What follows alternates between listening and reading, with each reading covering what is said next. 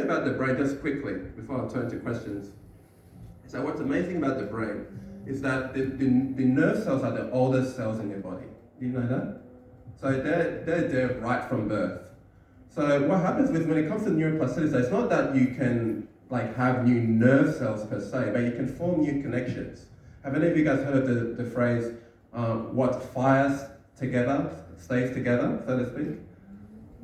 So when two neurons fire together, they develop that connection. That's when they stay together. So that's when people go through major traumatic event, the hippocampus is in overdrive, which is also important for emotional processing. So when they go through something traumatic like that, or people who come from Iraq, or they go have PTSD, that's why they form those very strong memories. That's why it's so powerful. Because it's not just the emotional multi-sensory impact, but it's also forming those memories as well, so it forms those connections. But what happened is that God has blessed us with a frontal lobe, and actually the human brain, when you look at the human brain compared to any other species, the human brain has the highest ratio between the frontal lobe and any other part of the brain. Did you know that?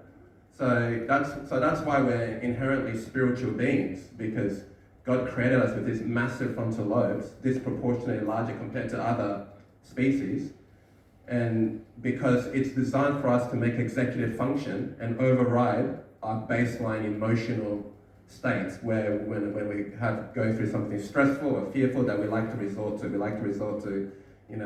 that favorite chocolate cake or doom scrolling or escapism, any form of escape, because we like to default to that kind of comfort mode, or bad habits. But actually the frontal lobe is designed when it's trained, when it's improved, when it's refined, can be used to override and be an emotional regulator. So the key to neuroplasticity is having a healthy frontal lobe. That is key, very, very key. How do we have a healthy frontal lobe? Well, there are several things that we can do to have a healthy frontal lobe. Having good sleep is important to have a healthy frontal lobe. The importance of good nutrition, that's one aspect. But like I said, that we only scratch the surface. Having good nutrition is very key, because the fact is the neurotransmitters, which are the little molecules that the cells use to communicate with each other. Does anyone remember any neurotransmitters? Can anyone just name just one or two? Serotonin. Melatonin. Norepinephrine. Yeah, you picked a hard one. Very good. Very good. That's the one I'm missing. What else? Can I remember any other neurotransmitter? Dopamine. That's a really important one. So with someone we've mentioned serotonin, dopamine, norepinephrine. Serotonin, that's the happy chemical. The dopamine, that's the chemical that's responsible for drive. What gets you up, in the morning to be motivated to go to work. It's also the pleasure chemical as well. And norepinephrine is important for energy. If you're wondering why you're feeling really down and out, why you're feeling like you just don't have any energy to just do the things that you normally do, norepinephrine may be in play. So but the only way, a lot of the pharmaceutical industries, they try to manipulate those neurotransmitters by blocking the reuptake inhibitors. What we mean by that is that they are vacuum cleaners in the synaptic cleft, which is the space between one nerve and the other nerve. So there's that space between that nerve where they're talking to each other. They try to block the recycling of those neurotransmitters that we all talked about, to try and make sure there's more of that stuff available for it to communicate between and cause that communication. But the problem is that it doesn't actually solve the root problem. You actually need to have nutrition to have enough of that substrate to produce serotonin, dopamine, norepinephrine. So which is why it's important to have good nutrition as well. And another thing is, one more thing I'll mention is the importance that, we talk about how, what you think, affects those neural pathways and neuroplasticity. But it's also not just what you think, but it's what you do as well.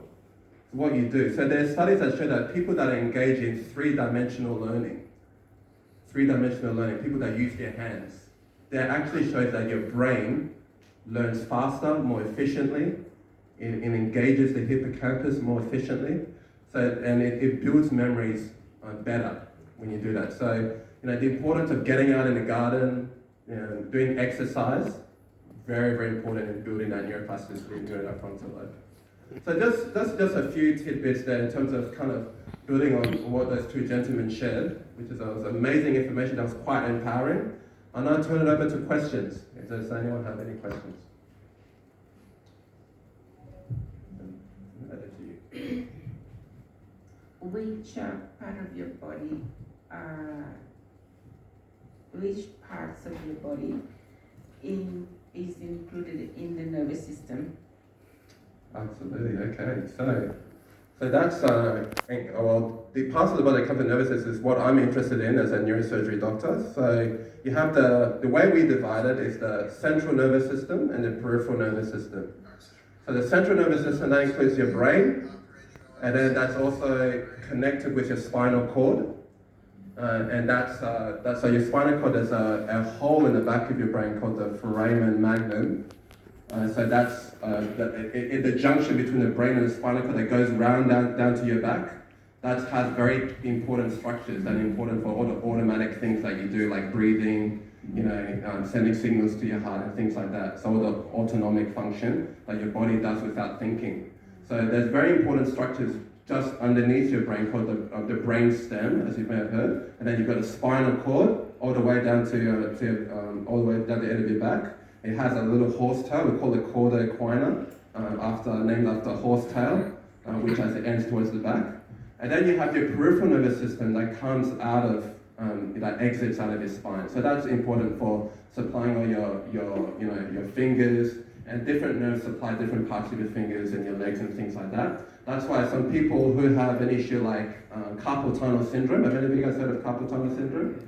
So people that are involved in baking or using your hands, a lot of repetitive movements, they develop a thickening in the ligament which squishes the nerves, and then you get a specific distribution of nerve that's squished.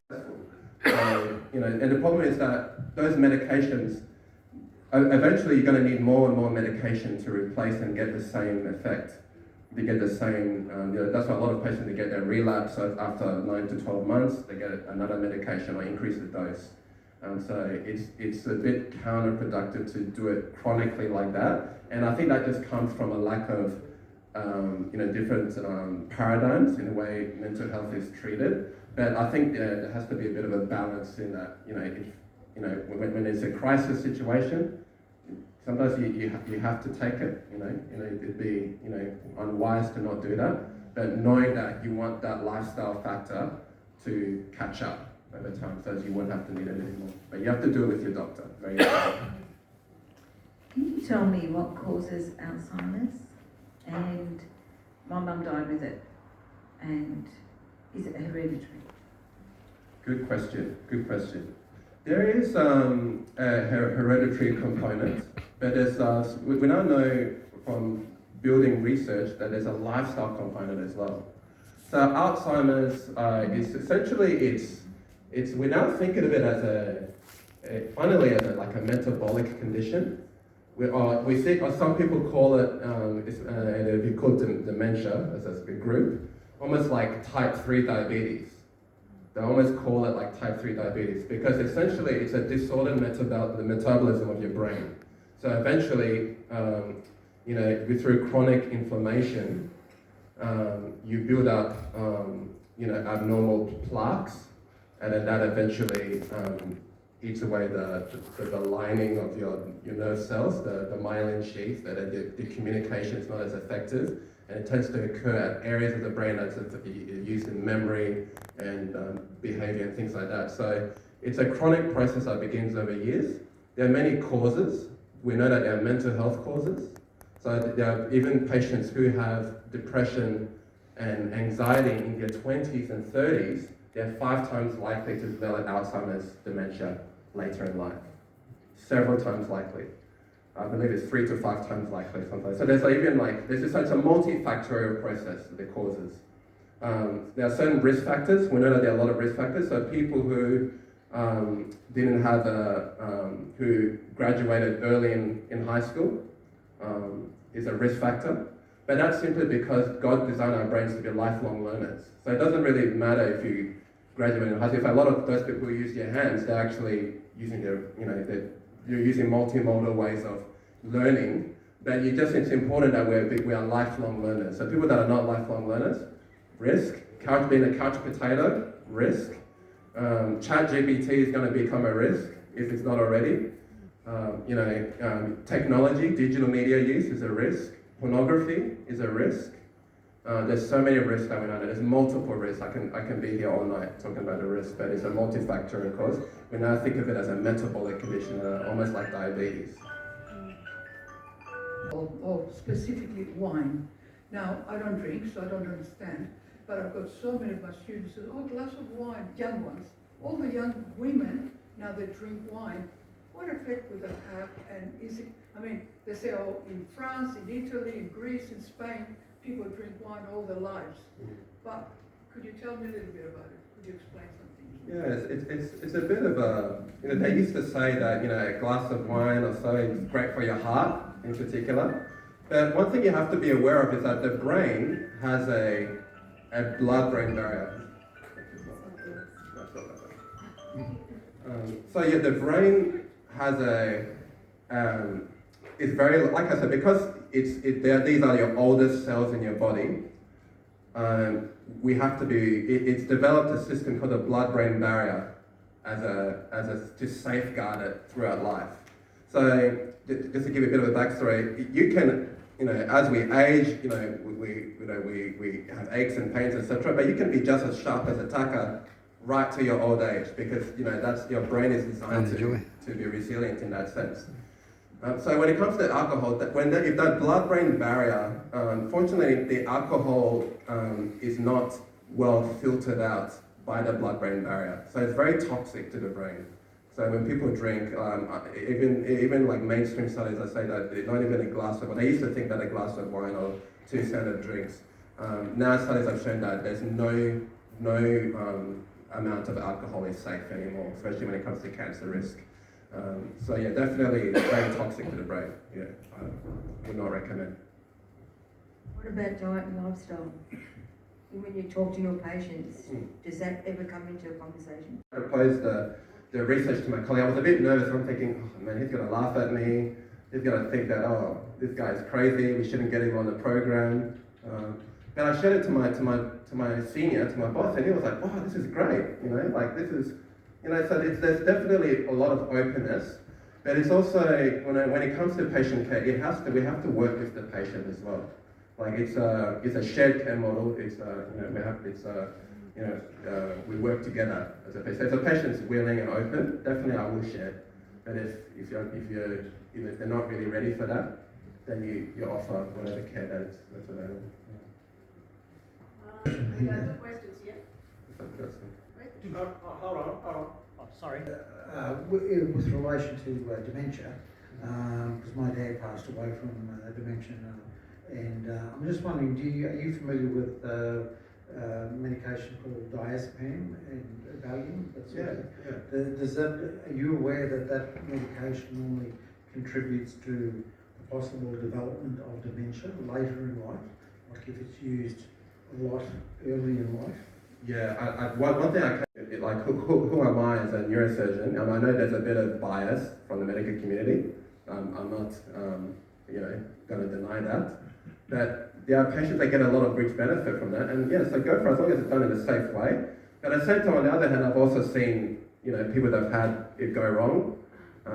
But it doesn't happen all the time, to be honest. It's very, very, rare, just like any complication that we have in neurosurgery. So it's all personal. Healthcare is a very personal thing for each and every one. So I'm not going to be here saying, don't go to a chiropractor, because that's if you feel that's where you will get the best care, then go for it. And I've heard a lot of people get a lot of benefit from that. And I think God can use a lot of things. But just do it, as long as you're informed in how you go about it, I think that's important. Now, the other, your second question, absolutely. Video games is a massive contributor to the epidemic of mental health, if you see a lot of our children that don't focus in school and studies, it's having a profound effect. And that's because our brain is a supercomputer that's designed to be a monitoring system.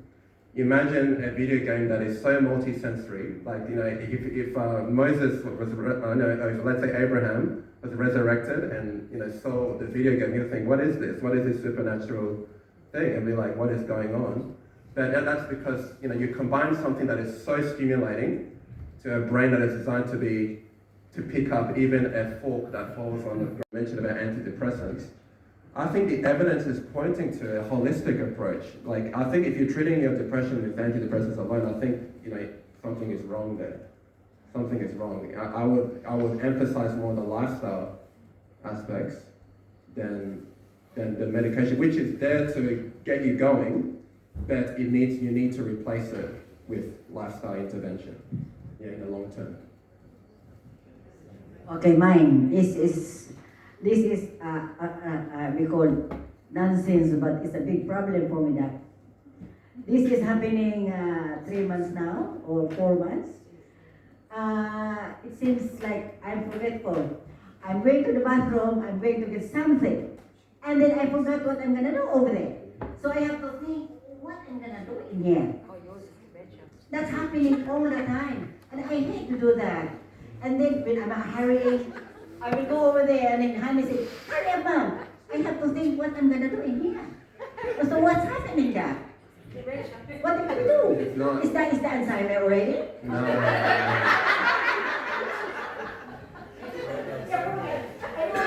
always forget.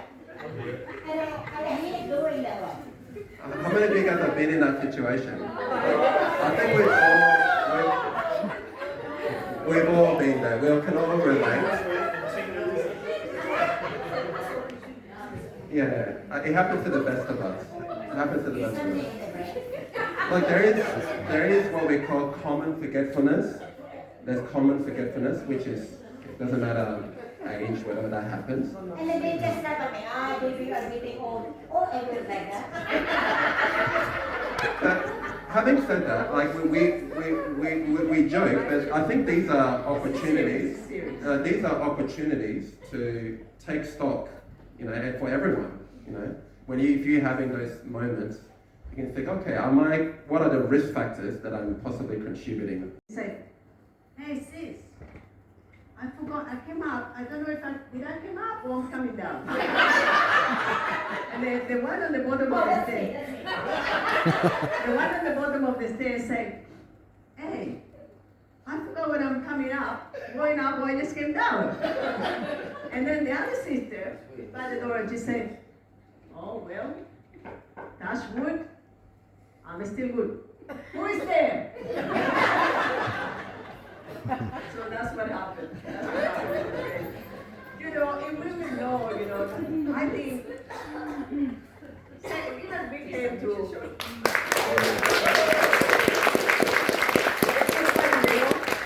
he called me auntie, and I called him brother.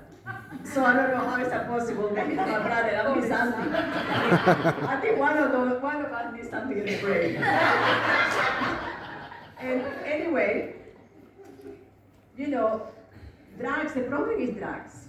I have a niece, she was coming to visit us. And the mother said, she's having some challenges, you have to give her these drugs. She sent me the name of the drug, and I read all the side effects. And one of the side effects was suicide. And I said to the mother, I'm sorry, I'm not going to give to that girl. She was a teenager. She was having trouble because she was a little bit wild. And I said, you think I'm going to give that girl a drug that she can commit suicide? No way. And the mother said I was uncooperative, so she didn't send it to us. I was thankful because I'm not going to give somebody a drug who may want to commit suicide. Now the other one, we have a brother, he's in a church, he had a problem. They put him onto this drug because the doctor didn't know what the problem, nobody knows what the problem is, but they put him on the drug. The next thing, he called me, sis, I've never been suicidal in my life, but I wanted to go in front of a car. I said, you hurry up, go to the doctor, tell him to stop that drug. He was scared of going back to the doctor. Because doctors, sometimes people are scared of doctors. The doctor say boo and they jump. You know, you don't have to be scared of the doctor. You save your life. You know, when you